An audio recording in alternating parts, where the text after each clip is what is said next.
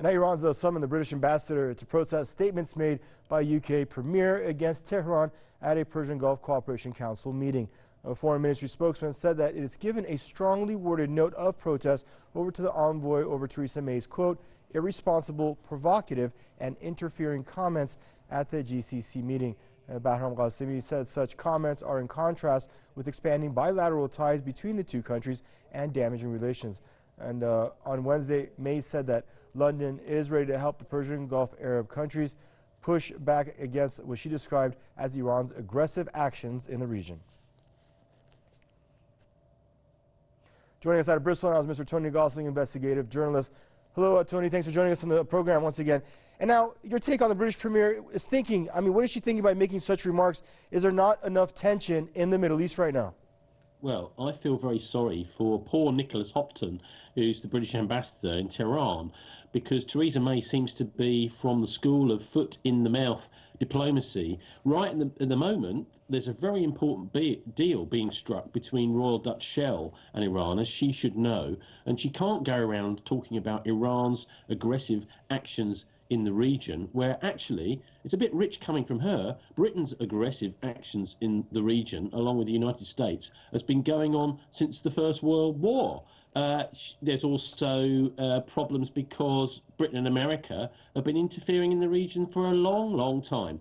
And so she's been totally hypocritical. Actually, it was interesting that her Foreign Secretary, Boris Johnson, this week was talking about the Saudis engaging in proxy wars. I think, in a way, it shows that she's completely out of touch. In fact, she's not speaking in Britain's interest, is she? She's speaking more in the interests of foreign powers like the United States and Israel.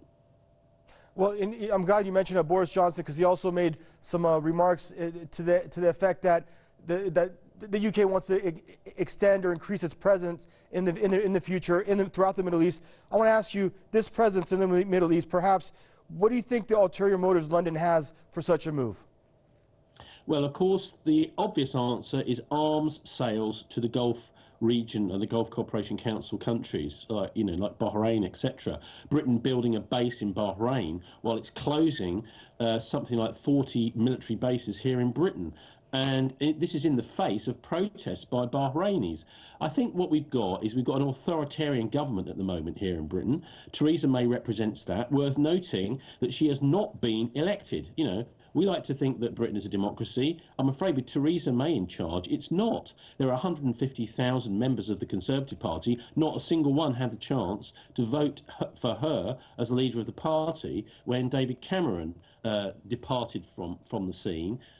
Due to gerrymandering and various candidates falling on their sword, at the last moment. There's also investigations going on in Britain by 17 police forces into 30 different Conservative MPs who there's evidence that they've cheated on their election expenses from last year. People often forget this.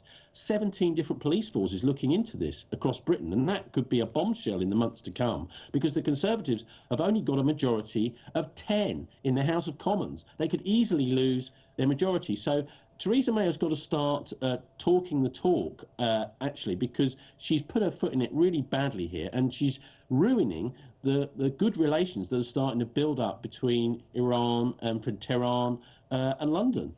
And I'm sure that's what's perplexed a lot of officials in Tehran, as the embassy here has just opened recently, not too long ago, I shouldn't say recently, but just a short while ago. So it seemed like a step in the right direction, and then Theresa May comes out with this kind of remark. Yes, it's, I think, important for other parts of the world to know that she's not representing ordinary views of ordinary British people. She's not even representing the views of her own cabinet. We've seen splits, just this week with what Boris Johnson's saying and Theresa May is saying. She's effectively been implanted by the securocrats here in Britain, that is to say the secret services and the top echelons of the civil service, people who nobody's ever elected to be Britain's Prime Minister, and she's walking around the world saying silly things. And what's worse, she is supping with some of the worst regimes on the planet. We're talking about people like Saudi Arabia, with an appalling human rights record, which is smashing poor Yemen Beautiful country, incredibly historic place, the poorest country in the Middle East, the biggest bullies in the world. Theresa May is sitting down and having supper with them. So I think maybe she won't last too long, and potentially people like Boris Johnson may be waiting in the wings. Thank you much for your input, sir. Tony Gosling joining us out of Bristol, investigative journalist.